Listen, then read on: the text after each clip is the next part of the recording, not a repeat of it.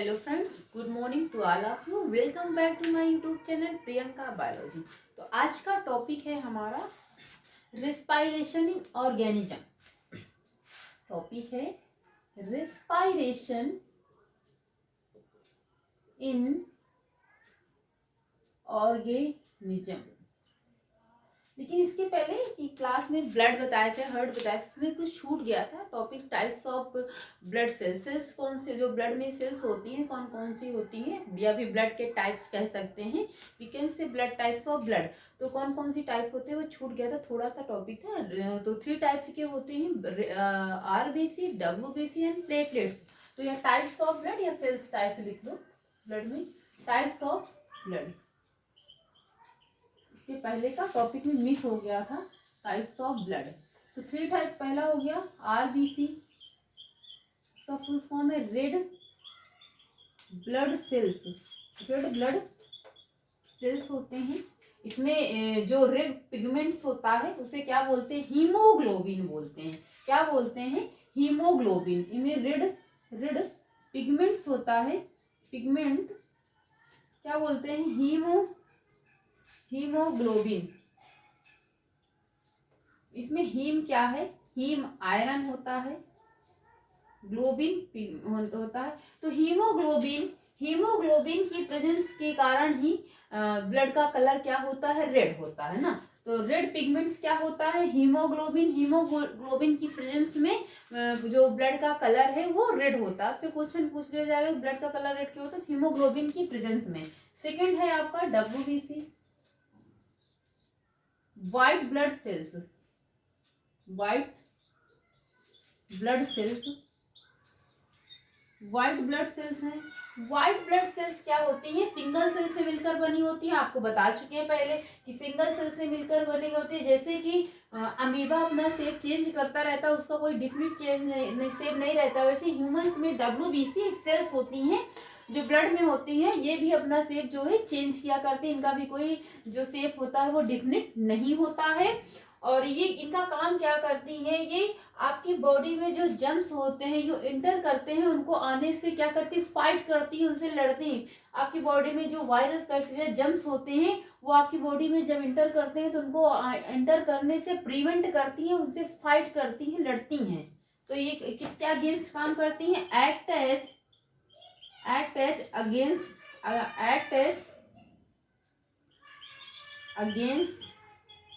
Against germs के against काम करती हैं। ये क्या करती हैं, फाइट करती हैं, fight to germs with which enter the body. जो ह्यूमंस बॉडी में इंटर करते हैं वो जम्स से ये क्या करती हैं, फाइट करती हैं लड़ने में, आपकी बॉडी में आने से क्या करती है, प्रिवेंट करती है, रोकती हैं। यानी वायरस बैक्टीरिया जम्स जो होते हैं उनको बॉडी में आने से रोकती हैं। थर्ड है आपका प्लेटलेट्स। प्लेटलेट्स सबको पता है, इनकी संख्या बहुत होती है बॉडी में। अगर ये कम हो जाते हैं प्लेट, जैसे कि डेंगू किसी को हो गया तो उसकी प्लेटलेट्स क्या होती हैं, कम होती हैं बहुत तेजी से। अगर प्लेटलेट की जो संख्या है बहुत कम होती है तो इंसान की डेथ भी हो जाती है। तो प्लेटलेट्स का काम क्या होता है मेनली, आपके यहाँ बहुत ब्रॉड नहीं है, बहुत छोटा छोटा सिलेबस है, तो बहुत ज्यादा डीप में जाने की कोई नीड नहीं है। तो प्लेटलेट्स क्या करता है, ब्लड कागुलेशन में हेल्प कर रही है, ब्लड कागुलेट करता है, ब्लड कागुलेशन करता है। कागुलेट यानी ब्लड को, यानी रक्त को जमने में सहायक होता है, रक्त के जमने में सहायक होता है। क्या होता है, सहायक होता है, यानी कि ब्लड को जमने में सहायक होता है। ब्लड, ये प्लेटलेट्स आपके ब्लड में जो बॉडी में ब्लड कागुलेशन होता है उसमें हेल्प करता है प्लेटलेट्स। और विटामिन भी होती है, जैसे कि विटामिन के होती है, वो भी ब्लड कागुलेशन में हेल्प करती है। तो ब्लड में इतना छूट गया था, स्क्रीनशॉट या फिर लिख सकते हैं।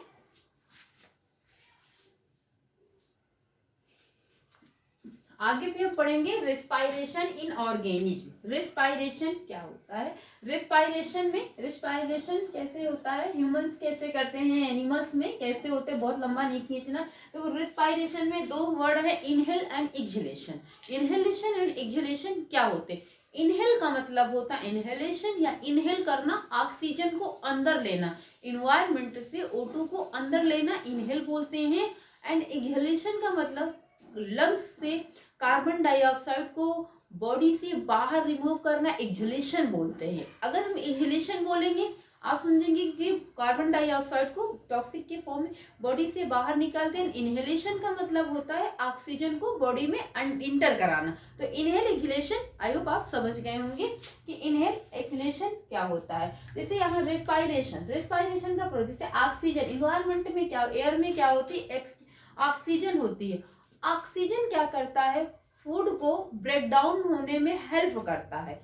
ब्रीदिंग के प्रोसेस में, ब्रीदिंग रेस्पायरेशन या फिर ब्रीदिंग बोलते हैं इसे, ब्रीथ यानी श्वसन कैसे करते हैं ह्यूमंस में। तो ऑक्सीजन O2, ऑक्सीजन का फॉर्म O2 क्या करता है, ब्रेक डाउन यानी भोजन को तोड़ने में सहायक होता है। कुछ चीजें हिंदी इंग्लिश में दोनों में नहीं लिखा पाए तो आप जिसे लिख भी समझ भी सकते हैं। भोजन को तोड़ने में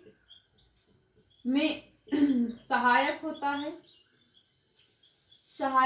है। देखो ये रिस्पायरेशन के प्रोसेस में क्या होता है, फूड को देखो यहाँ पे टू टाइप्स के रिस्पायरेशन होते हैं, एरोबिक एंड एनएरोबिक। एरोबिक में क्या होता है, ऑक्सीजन प्रेजेंस होती है एंड एनएरोबिक में ऑक्सीजन एब्सेंट होती है। तो फूड होता है वो ग्लूकोज के फॉर्म में होता है। तो फूड क्या होता है, इन दिस प्रोसेस, इस प्रोसेस में, रेस्पायरेशन की प्रोसेस में, इन दिस प्रोसेस फूड टूटता है किसमें, ब्रेक डाउन, बहुत इजी लैंग्वेज है, break down into carbon dioxide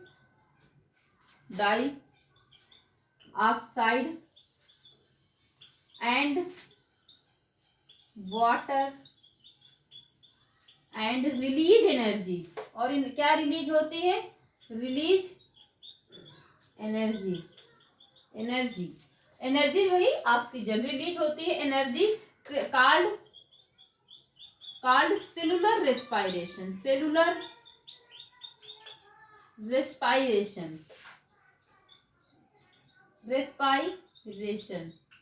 तो in this process food break down होता है इन द सेल्स।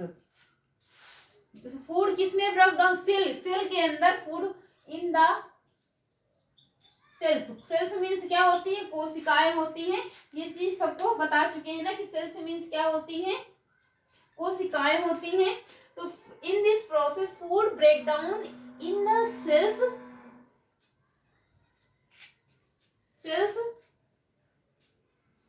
एक मिनट थोड़ा सा रॉन्ग हो चुका है, फिर सेल्स में टूटती एंड रिलीज करती हैं, एंड फिर उसके बाद का है and release energy called cellular respiration. क्या बोलते हैं उन्हें, सेलुलर रेस्पायरेशन बोलते हैं। तो जो सेल में जो आप फूड खाते हैं उसको तोड़ती हैं, कौन करता, ऑक्सीजन ब्रेक डाउन भोजन को तोड़ने में हेल्प करता है सेल में, कोशिकाओं के अंदर। एंड और क्या करता है, एनर्जी को रिलीज करता है, जिसे क्या कहते हैं, सेलुलर रिस्पायरेशन बोलते हैं। ये जो सेल के अंदर होता है उसे सेलुलर रिस्पायरेशन बोलते हैं। और ये सेलुलर रिस्पायरेशन जो किसके थ्रू होता है, takes place in all cells organism में, किसके थ्रू होता है, takes place in cells of all organism. तो सेलुलर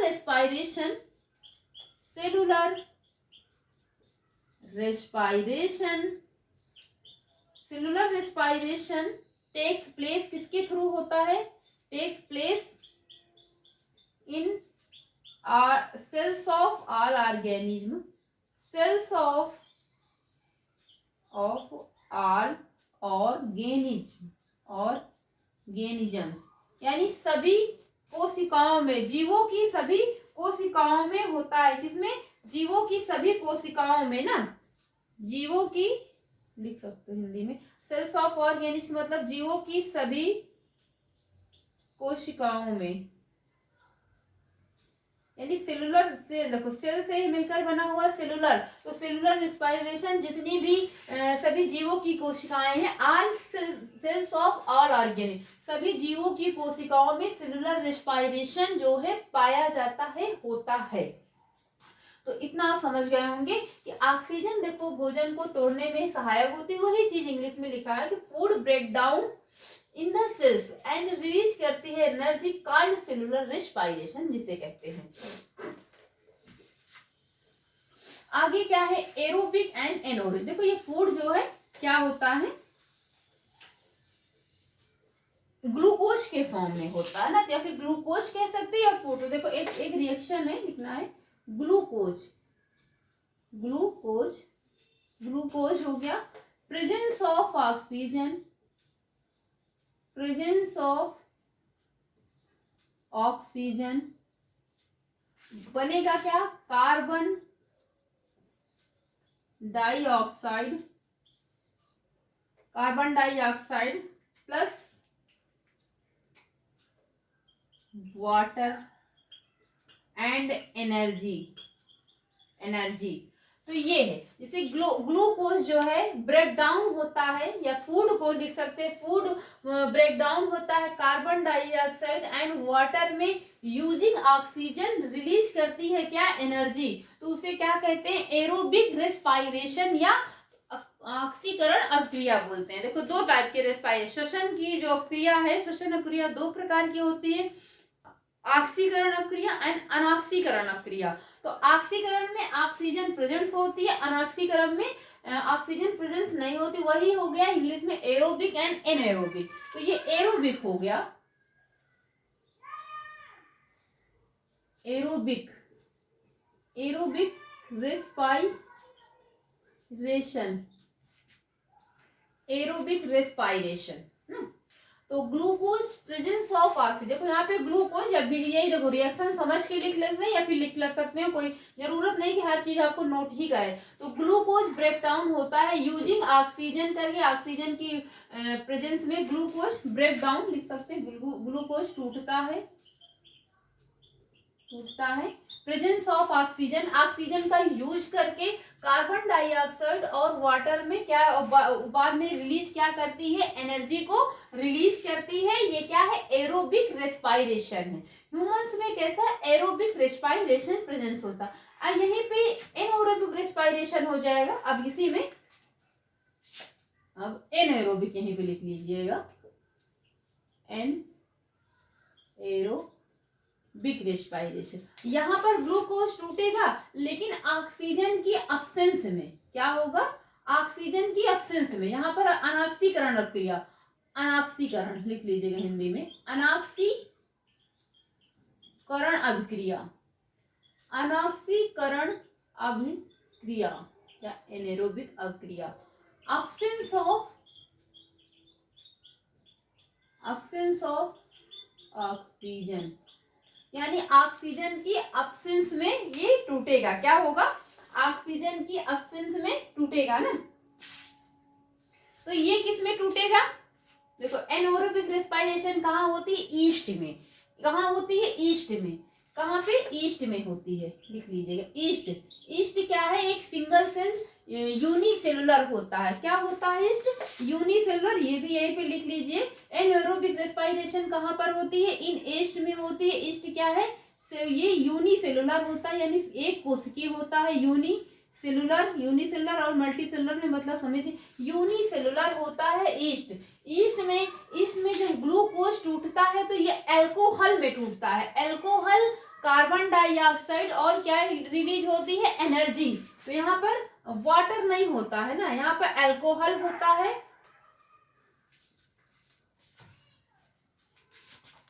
तो यहाँ पर क्या, alcohol, alcohol plus CO2 carbon dioxide plus energy, energy release होती है। क्या होती है, एनर्जी रिलीज होती है ईस्ट में। ईस्ट में क्या होता है, ईस्ट का जब फ्रेगमेंटेशन होता है इसके थ्रू अल्कोहल का फॉर्मेशन होता है। ईस्ट का यूज किया जाता है वाइन और बियर बनाने में ना। यहाँ पे ये भी लिखिए, इसका यूज जो होता है, यूज्ड ईस्ट का यूज होता है वाइन एंड बियर बनाने, बियर बनाने में इसका यूज होता है। यूनिसेलुलर होता है, फ्रेगमेंटेशन के थ्रू बनाया जाता है। ईस्ट का फ्रेगमेंटेशन किया जाता है, उसके बाद क्या बनता है, अल्कोहल बनता है। जब ईस्ट में क्या होता है, ग्लूकोज ब्रेक डाउन होता है, यहाँ पर ऑक्सीजन नहीं होता। ईस्ट में आपसे पूछा जाए कैसी अक्रिया होती है, एनऑक्सीकरण अक्रिया होती है, या फिर you can say anaerobic respiration, एक ही चीज, दोनों हिंदी इंग्लिश का। यहाँ पे ऑक्सीजन अब्सेंस होता है तो वो बनता क्या है, अल्कोहल यानी शराब बनती है ना, अल्कोहल शराब होता है, अल्कोहल शराब बनती है, और CO2 और एनर्जी रिलीज होती है। अब एनएरोबिक जो एनर्जी है बॉडी में कब रिलीज होती है, आपके मन में क्वेश्चन आएगा ना कि एनएरोबिक एनर्जी जो है, इसमें भी एनर्जी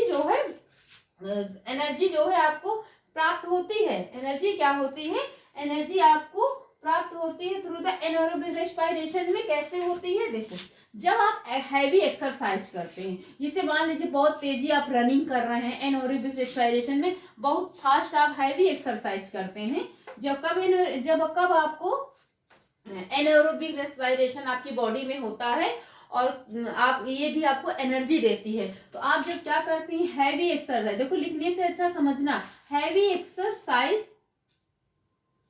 एक्सरसाइज करते हैं, फास्ट रनिंग करते हैं, या फिर कोई भी एक्सरसाइज करते हैं, जैसे वेट लिफ्टिंग यानी करते हैं, तो आपकी बॉडी को बहुत ज्यादा ऑक्सीजन की डिमांड होती है। आपको यहाँ समझना है, लिखना नहीं है, आपकी बॉडी में बहुत ज्यादा ऑक्सीजन की डिमांड होती है। बट आपकी बॉडी में जो ऑक्सीजन है एनर्जी को रिलीज तो करता है, प्रोड्यूस करता है, बट एक लिमिट में करता है, आपके लिमिट में, और आपकी बॉडी को ज्यादा, तो उस समय मसल्स में क्या होता है, एनएरोबिक रेस्पिरेशन होता है, और वो एनर्जी को रिलीज करती है अलॉट ऑफ ज्यादा, लेकिन बहुत शॉर्ट टाइम के लिए, बहुत हर समय नहीं। जब आप एक्सरसाइज करते हैं, हैवी रनिंग करते हैं, तो शॉर्ट टाइम के लिए मसल्स में क्या होता है, आपकी मसल्स में एनर्जी का जो मसल्स में आपसे पूछा जाए कि मसल्स में कैसा रेस्पिरेशन होता है, एनएरोबिक रेस्पिरेशन होता है। तो उस समय एनएरोबिक रेस्पिरेशन होता है और एनर्जी को रिलीज करता है, मसल्स में एनर्जी को रिलीज करता है, जिससे आपको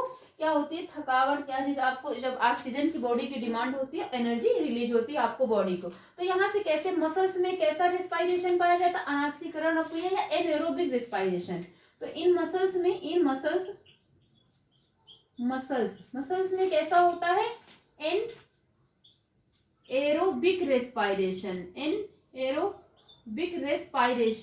मसल्स में क्या होता है, एनएरोबिक रेस्पिरेशन है, बट बहुत लंबे समय के लिए, शॉर्ट टाइम के लिए। कब होता है, जब एक्सरसाइज आप करते हैं। क्या होता है, जब एक्सरसाइज करते हैं तो यहाँ पे बॉडी को ऑक्सीजन की डिमांड होती है, लेकिन आपकी जो बॉडी में ऑक्सीजन होती है एक लिमिट में एनर्जी प्रोवाइड करती है, जो एक मतलब आपकी बॉडी को और ज्यादा। तो वहां पर क्या होता है, आपके मसल्स में एनारोबिक रेस्पिरेशन होता है और आपकी बॉडी को एनर्जी रिलीज करता है।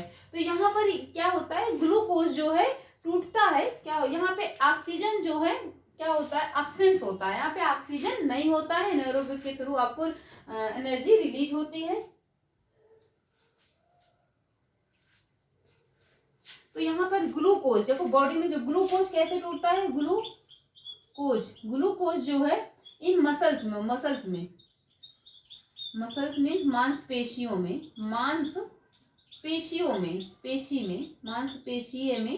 तो यहाँ पे ऑक्सीजन अब्सेंस होता है। क्या होता है, अब्सेंस O2। तो ये टूटता किसमें, लैक्टिक एसिड और एनर्जी में। किसमें, लैक्टिक एसिड और किसमें, एनर्जी में। यही एनर्जी आपको मिलती है, आपको प्राप्त होती है, एनर्जी आपको क्या होती है, गेन होती है, प्राप्त होती है। बट क्या होता है, आप जब एक्सरसाइज करते होते तो आपके मसल्स में क्या होती है, ऐठन आ जाती है, मसल्स क्रैम्प्स जिसे बोलते हैं। तो मसल्स क्रैम्प्स हो जाते हैं तो आपके पैरों में क्या होता है, दर्द होता है, जमाव होता है। ऐसा क्यों होता है, क्योंकि जो ये लैक्टिक एसिड है, यही लैक्टिक एसिड आपके पैरों में जमा हो जाती है, डिपोजिट हो जाती है, एक्युमुलेशन हो जाती है, जो मसल्स के क्रैम्प्स का कारण होता है, यानी मसल्स के मांसपेशियों के ऐठन का कारण होता है। तो यही जो लैक्टिक एसिड होती है, ये आपके जब पैरों में या मसल्स में डिपोजिट हो जाती है, एक्युमुलेशन हो जाता है, accumulation of lactic acid lactic acid cause muscles cramps, किसका कारण होता है? Muscles cramps. मसल्स क्रैम्प्स का मतलब मांसपेशियों का क्रैम्प्स, ऐंठन होता है। तो लैक्टिक से एसिड, देखो लैक्टिक एसिड का मांसपेशियों में, लिख लीजिए नहीं क्यों छोटे क्या ही रह जाए, मांसपेशियों में जमना, मांसपेशियों में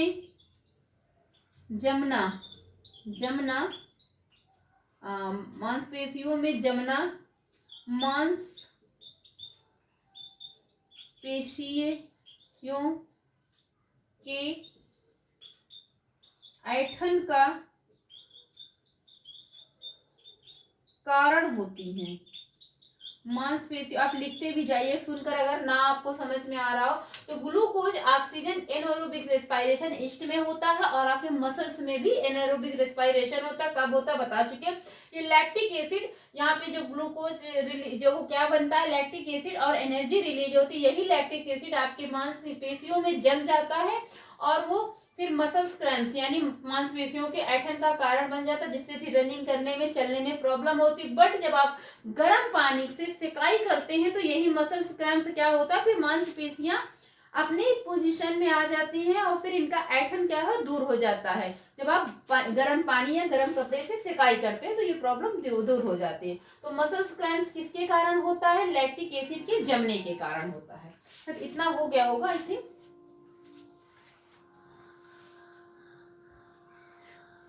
आगे रेस्पिरेशन, मसल्स क्रैम्प्स हो गया। आगे की ऑक्सीकरण और एनॉक्सीकरण अक्रिया हो गया। हाँ, ब्रीदिंग रेट आपसे पूछा जाए, अगर ब्रीदिंग रेट, श्वसन दर ना, ब्रीदिंग कुछ हिंदी में भी ना ये कहेंगे मैम, सब इंग्लिश में।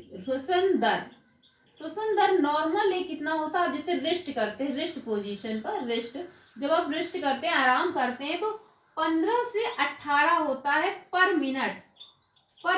इतनी आपकी श्वसन दर होती है। बट आप एक्सरसाइज कर रहे हैं, रनिंग कर रहे हैं, कुछ काम कर रहे हैं, तो उस समय क्या होता है, रनिंग कर रहे हैं, जैसे रनिंग कर रहे हैं, कोई एक्सरसाइज कर रहे हैं, साइकिलिंग कर रहे हैं, तो उस समय आपकी हार्ट श्वसन दर 25 हो जाती है, 25 हो जाती है पर मिनट 25 हो जाती है। तो श्वसन दर कितना, ऐसे आप रेस्ट कर रहे हैं तो 15 से 18 पर मिनट, इतनी देर आपकी श्वसन की जो ब्रीदिंग रेट है इतनी है। तो ये लिख लीजिएगा, पूछा भी जाता है रेस्ट पे और आराम के, जैसे एक्सरसाइज कर रहे हैं तो इतना होता है।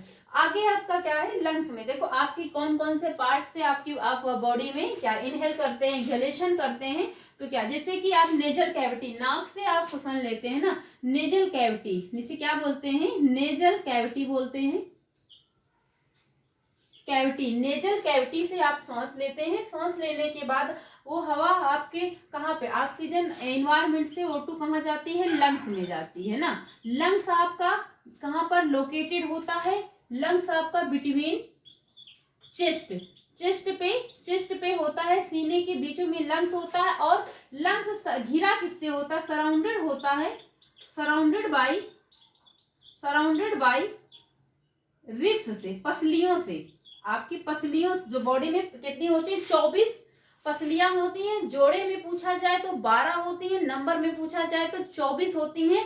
वो लंग्स को क्या किए होती है, घेरे रहती हैं। चेस्ट के बीच में लंग्स होते हैं जिसे फेफड़ा बोलते हैं। लंग्स को हिंदी में क्या बोलते हैं, फेफड़ा बोलते हैं। और 2 लंग्स होते हैं, क्या होते हैं, लंग्स 2 होते हैं। लंग्स के नीचे एक डायाफ्राम होता है। क्या होता है, डायाफ्राम होता है।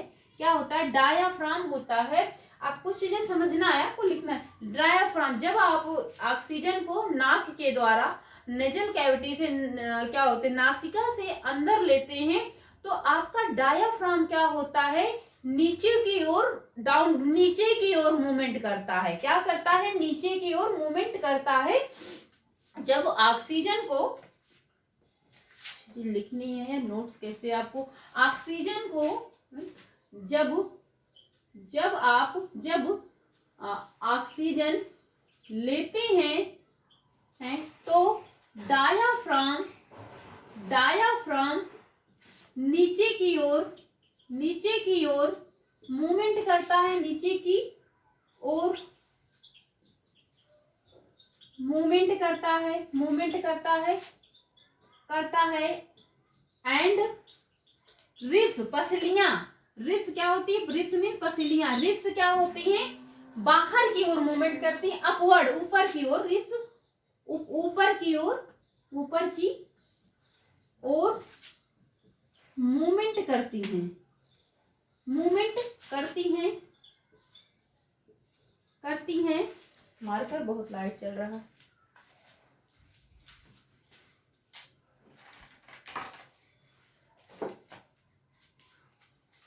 मूवमेंट करती, लेकिन जब आप लंग्स से, जो आपकी देखो, जब आपने हवा सांस ली तो आपके अंदर सांस आ गया और क्या हो गया, जो चेस्ट कैविटी वो इंक्रीज हो जाती है, जगह उसकी फैल जाती है। लेकिन जब ऑक्सीजन आप बाहर निकालते हैं तो डायाफ्राम क्या होता है, ऊपर की ओर मूवमेंट करता और रिब्स नीचे की ओर, उल्टा होता। लेकिन कर दी, और लेकिन जब CO2 को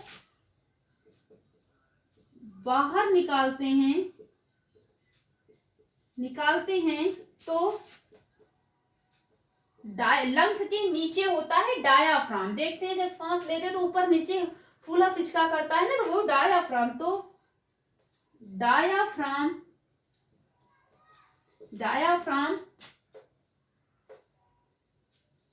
ऊपर की ओर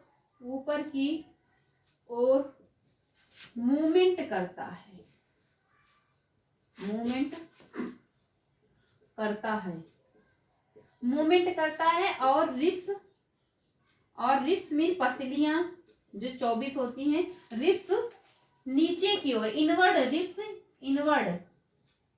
इनवर्ड्स मूवमेंट करती, इनवर्ड्स मूवमेंट्स करती हैं ना। क्या करती है, इनवर्ड्स मूवमेंट्स करती है। तो नेजल कैविटी के द्वारा सांस लेते हैं लंग्स में, और लंग्स के अंदर जो आपकी बॉडी में एज एक वेस्ट फॉर्म में होता है, टॉक्सिक होता है, वो कार्बन डाइऑक्साइड एक वेस्ट प्रोडक्ट होता है, वेस्ट मटेरियल होता है, जो आपकी बॉडी से लंग्स के थ्रू बाहर निकाल दिया जाता है इन्वायरमेंट में बाहर, जो एक इम्प्योर बोल सकते हैं, इम्प्योर ब्लड ना, जैसे इसके पहले की क्लास में बता चुके। तो इतना स्क्रीनशॉट ले लीजिए, फिर लिख लीजिए। फिर इसके बाद क्या है कि कुछ एनिमल्स में ये इनहेलेशन आपको बता ही चुके हैं। और एनिमल्स में क्या कुछ जो श्वसन किसके द्वारा लेते हैं, जैसे कि काकरोच में कैसे श्वसन लेता है, कैसे श्वसन दर होती है ना, ऑक्सीजन यानी रेस्पिरेशन, ब्रीदिंग कैसे करते हैं, ब्रीदिंग ऑर्गन कौन कौन से होते हैं काकरोच में।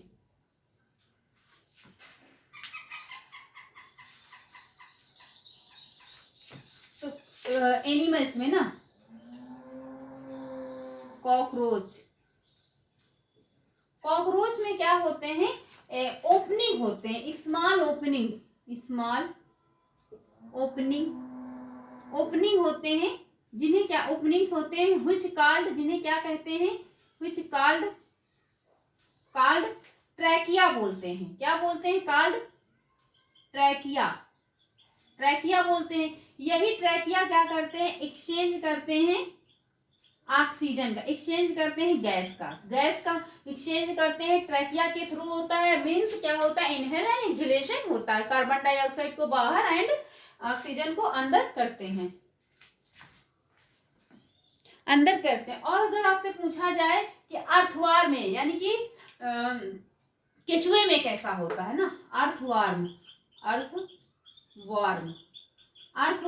केचुए में कैसे होता है, तो बाय स्किन ब्रीदिंग क्या होता है, रेस्पिरेशन होता है, बाय रेस्पिरेशन या ब्रीदिंग, रेस्पिरेशन बाय स्किन, त्वचा के द्वारा होता है, त्वचा स्किन के द्वारा करता है अर्थवार्म को क्या कहते हैं, किसान का मित्र भी कहते हैं। और मेढक में, आपसे मेढक में पूछा जाए, फ्रॉग्स यानी मेढक में क्या होता है, ह्यूमंस की तरह लंग्स होते हैं, ह्यूमंस की तरह फ्रॉग यानी कि मेढक में क्या होता है, ह्यूमंस की तरह इसमें लंग्स तो होते हैं, क्या होते हैं, लंग्स होते हैं इसमें, लेकिन ये क्या करता है, स्किन से भी श्वसन करता है, क्या करता है, लेकिन ये क्या करता है, त्वचा से भी, त्वचा या स्किन बोल सकते हो, स्किन से क्या करता है, रेस्पायरेशन करता है। मछली क्या करती है, त्वचा से भी, सॉरी मेढक क्या करता है, त्वचा से रेस्पायरेशन करता है। अर्थवर्म में स्किन से करता है, और कॉकरोच में ट्रैकिया से गैसें एक्सचेंज होती हैं। कॉकरोच में किससे होती है, ट्रैकिया से होती है। मेढक में क्या होता है, तो स्किन से होता है, स्किन से भी श्वसन होता है, श्वसन सांस लेती हैं वो पानी के अंदर। देखो मेढक क्या पानी और के अंदर और बाहर दोनों में रहता है ना, तो ये क्या है, त्वचा से भी लेती है, लेकिन बट इसमें लंग्स भी ह्यूमंस के जैसे प्रेजेंस होते हैं मेढक में, फ्रॉग में। लास्ट क्या बता है आपने, फिश कैसे लेती है, मछली फिश कैसे लेती है, इसे क्या, मछली गिल्स के द्वारा, यानी गलफड़ों से यहां से श्वसन लेती है। श्वसन किसके द्वारा करती है, breathe by respiration by gills के द्वारा, रेस्पायरेशन बाय गिल्स के द्वारा लेती है, यानी कि गलफड़ों से श्वसन करती है, गलफड़ों से श्वसन करती है। तो मछलियां किससे करती हैं, गलफड़ों से करती हैं, और केचुआ का स्किन से, मेढक लंग्स और स्किन दोनों से, और कॉकरोच में क्या होता है, ओपन पोर्स होते हैं जिन्हें ट्रैकिया बोलते हैं, उनसे गैसों का एक्सचेंज होता है, रेस्पायरेशन होता है। अगर आपसे प्लांट्स में पूछा जाए कि प्लांट में कैसा होता है, प्लांट कैसे करते हैं, तो प्लांट्स में, जैसे प्लांट्स के लीफ में आप देखे होंगे छोटे छोटे से पोर्स होते हैं, जिन्हें क्या बोलते हैं, स्टोमेटा बोलते हैं। तो प्लांट्स क्या करते हैं, यही स्टोमेटा से ही गैसों का एक्सचेंज करते हैं। तो गैस एक्सचेंज मीन ऑक्सीजन लेते हैं, एक्सचेंज बाय, मार्कर का बुरा बहुत है, बाय स्टोमेटा। तो प्लांट्स क्या करते हैं, ऑक्सीजन, यानी कि ऑक्सीजन लेते हैं, कार्बन डाइऑक्साइड छोड़ते हैं। तो प्लांट्स में गैसों का एक्सचेंज कैसे होता है, स्टोमेटा के थ्रू होता है, जो फाइन स्पोर होते हैं लीफ में उसके थ्रू होता है, रूट के थ्रू भी होता है। और ह्यूमन और एनिमल्स में श्वसन कैसे लेते हैं, कैसे किया जाता है, ये पूरा बता चुके हैं। आई होप फ्रेंड्स आपको समझ में आया होगा। आप कॉन्सेप्ट करिए, थ्योरी पूरी करिए, उसके बाद आप प्रैक्टिस सेट सॉल्व करिए, आपको क्वेश्चन कोई छूटेगा नहीं। ऑलमोस्ट लगभग कुछ हो गया है, बायोलॉजी कंप्लीट हो गई, कुछ चैप्टर आपके छूटे हुए हैं, वो आपको पेपर से पहले करवा दिए जाएंगे। अब आपको फिजिक्स करवाएंगे, फिजिक्स से भी बहुत सारे क्वेश्चन आते हैं, फिजिक्स करवाएंगे। एनसीईआरटी का जितना भी जहां से पूछा जाता, कोई चीज छूटी नहीं, सारी चीजों का एक लाइंस का मतलब भी बताया जा रहा। बस थोड़ी सी प्रॉब्लम ये हो जाती है कि कहीं पे दोनों चीज मिक्स हो जाता है, बट कहीं पे इंग्लिश रह जाती, कहीं पे इंग्लिश में, तो लेकिन हम बताते दोनों में, बोलते दोनों में। अगर आप चाहें तो वीडियो रोक के आप नोट्स बना सकते हैं, और आपको पूरा 100% फंसेगा भी यहाँ से। सो फ्रेंड्स, वीडियो अच्छी लगे तो चैनल को लाइक करें, सब्सक्राइब करें, अपने फ्रेंड्स में शेयर करें, कमेंट करें। चैनल का नाम है प्रियंका बायोलॉजी। सो आज की क्लास यहीं तक। Thank you class.